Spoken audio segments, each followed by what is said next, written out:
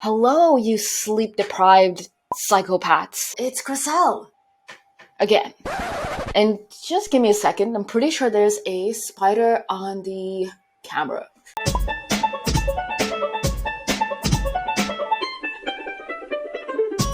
Welcome back. It's been a while. In today's video, we're going to continue our breakdown of Loki. I'm a little disgruntled because Loki has been such a roller coaster so far. Episode 4 left me at this ultimate peak, and then episode 5 was anticlimactic, to say the very least. We're gonna get into it. It's like I was a dehydrated girl in the desert, and episode 4 parched my throat, and then all of a sudden episode 5 smacked me in the face. So here we are. Welcome to my breakdown of Loki, episode 5. Recap. So we pick up from the last episode in Loki Land, aka the Void, basically a place where the TVA tosses their rubbish. Our Loki meets 4 new Lokis. Kid Loki, oh my gosh, there's a spider. I swear there's like a nest of these things that hatched in my room at some point. I've been finding them all over the place. Alright, back to our regular programming. Our Loki meets 4 new Lokis, Old Loki, Kid Loki, Gator Loki, and Boastful Loki. I'm pretty sure the last is a tautology. Kind of redundant. Isn't that saying like, hey, the floor is made of floor? Loki by definition is conceited. We get it. A giant smoke monster called Alliot is hunting them down. Back at the TVA, Ravonna purports to work with Sylvie to figure out who exactly is behind the TVA and why they lied about the timekeepers. But two-faced Ravonna, in true two-faced fashion, betrays Sylvie, calls in the guards. Sylvie prunes herself to the Void because she figures out the end of time is probably where whoever runs the TVA is hiding, and also because she wants to be reunited with Loki. Back in the Void, our current group of Lokis is bonding by exchanging Nexus events and why they were hunted down by the TVA. They encounter a rogue group of Lokis, one of which is President Loki and actually reminds me of the Loki we know and love from the movie franchise. Basically, a giant pissing contest ensues between the Lokis to decide who is going to be the new king of the Void. Somewhere in there, Alligator Loki bites off President Loki's hand. Throughout all of this, main Loki is standing by the wayside, personifying the thought that, oh my gosh, I am surrounded by children. I'm surrounded by me, which is probably even a more horrifying thought. Main Loki escapes this underground bunker where all of the Lokis are brawling. He surmises that the key to hacking the Void is defeating Alliot. Meanwhile, Sylvie, who's also now in the Void, runs into Mobius. They head for Alliot as well to defeat him. And there's just grand reunion with Sylvie, main Loki, Mobius, Kid Loki, Old Loki, and Gator Loki. Quite the party. Finally, the plan is Sylvie is going to enchant Alliot to see whoever's behind it. In the meanwhile, Mobius pieces out with the temp pad that Sylvie brought along with her, completely abandoning the mission. The moment of truth. They face Alliot. Loki runs interference. Old Loki hops into the fray and creates a giant illusion of Asgard to distract Alliot. They succeed in the enchantment, the smoke clears, and they see a tower beyond, which supposedly houses the man behind the curtain. Oh, and this is where Old Loki dies, yelling, "Glorious purpose!" Okay, you're all caught up. Yeah! Now I'm gonna give you my rating for this episode. Before I do that, let's quickly summarize how I rated the previous episodes. I'm gonna have to look this up because I don't remember. Alright, so episode 1 I rated a 6 out of 10. Episode 2 was a 6.5 out of 10. Episode 3 was a 5.5 out of 10. Episode 4 a 7.5 because I really liked it. Episode 5 I'm gonna drop it back down to a 6. Let's get into it. The opening sequence that kicks off the episode is actually pretty cool. It's very cinematic. It has these rotational shots as it takes us through the TVA, through the now abandoned timekeeper chambers, and then into the Void. And it's also scored to some pretty epic music, which I feel like that was true of the previous episodes as well, but I'm only just now noticing it. Production-wise, this might just have been the most expensive episode yet. The Void was like this stormy, apocalyptic medieval world with a lot of monochrome colors. It also had its own species, these little hysterical blue birds running around with blue balls for heads. Alligator Loki is the most adorable thing I've ever seen with his cockeyed gaze. You know what? Give him all the treats. Next thing I'm pretty sure you saw coming, because I repeat this in every single video breakdown, but Tom is an acting phenom. There was a scene in the beginning where he essentially has an emotional breakdown from the stress of being trapped in this mysterious land that he has no idea how to get out of and get back to Sylvie. And he has this emotional breakdown where he yells at all the three Lokis and the alligator. There's also a scene, as I mentioned before, with President Loki, also played by Tom Hiddleston. He has his hand bit off, and he does this really yelly 12th grader scream, bordering on the operatic, which was pretty impressive actually. Funny as hell.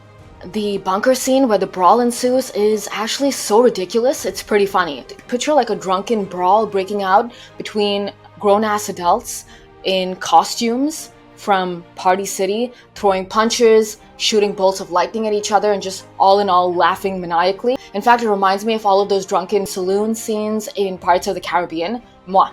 Honestly, the best part of that franchise. When I saw Richard Grant's character in that ridiculous alligator costume, I figured it was going to be really gimmicky, but honestly, he's such a good actor, and he brought such a presence and such a confidence to the role that it worked. And for a lot of people, seemingly from what I can see online, he seems to have become people's favorite character as of episode 5. So well done.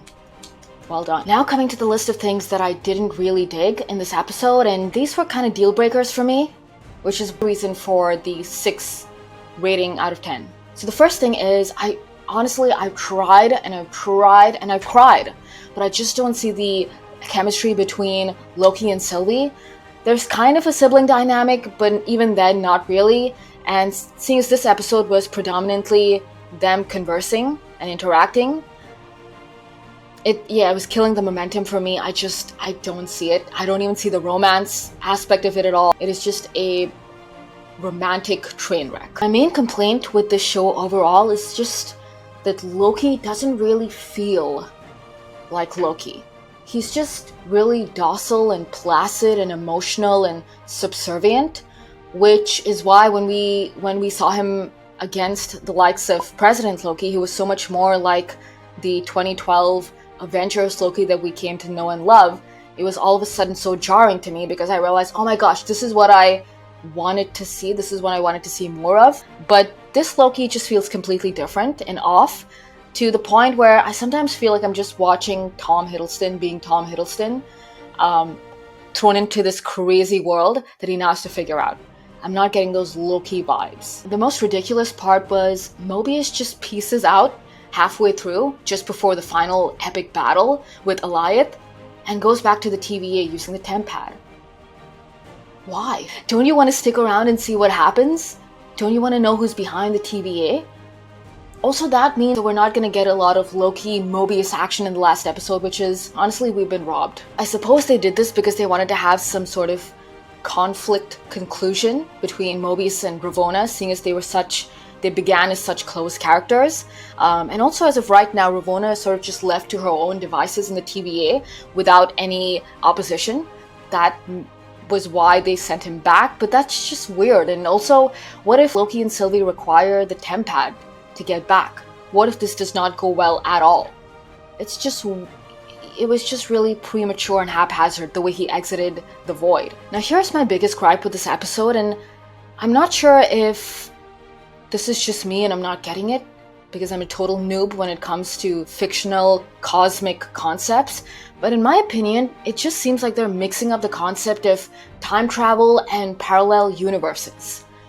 At first, I thought it was all going to be about time travel, different timelines merging, and so we have Loki himself, but in different points in time. But now it seems to be the concept of parallel universes thrown in there. So instead of just Tom Hiddleston's Loki in different timelines at different stages of his life, we have different versions of Tom Hiddleston's Loki in that they look really different, they talk really different, they have completely different powers. And to me, that's not even like a time travel thing anymore. It's just alternate universes. It's just parallel universes that are like all colliding. Let me know if this makes sense. Let me know if anyone else is scratching their head about where parallel universes end and time travel begins, and vice versa. There's also a totally pointless conversation that was thrown in there between Ravonna and B15, who's still alive, where Ravonna asks her, hey, what is Sylvie's true purpose? And B15 says the obvious, which all of us know, which is finding out who's behind the TVA. I'm not sure why they threw that in there, but I suppose it's just to add some momentum to Ravonna's sideline plot. Sixth? Honestly, I don't know where we're at right now. The next thing that I didn't like was, that I was questioning was, where were all of the other variants in the void? So far, we've just seen a bunch of Lokis and Mobius. I'm sure the void seems like a place that is centuries and centuries old, throughout which the TVA has been dumping all of its discarded variants that it pruned previously.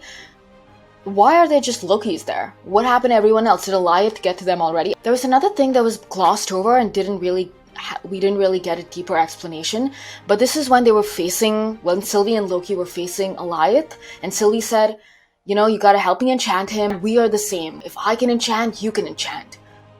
Wait, what? So now is there some sort of flow of energy between the two of them where they can transfer powers, or truly that they are the same in that they all have the same power, but different powers choose to come out at different points in time? Which also begs the question, why have the Lokis that have been in Loki land this whole time never tried to escape? All they did was infighting to seize the throne, which who even cares? It's the void, you're gonna die anyway. How come they've never thought to join forces with all of their manipulation and cunning? They've never tried to join forces and escape the void. Coming to the final scene when they enchant Alioth. From what I could grasp, enchantment is basically a fantastical word for possession. In this case, it didn't seem like they possessed Alioth, it's just that they defeated him, he dissipated, the smoke cleared, and they see a tower beyond.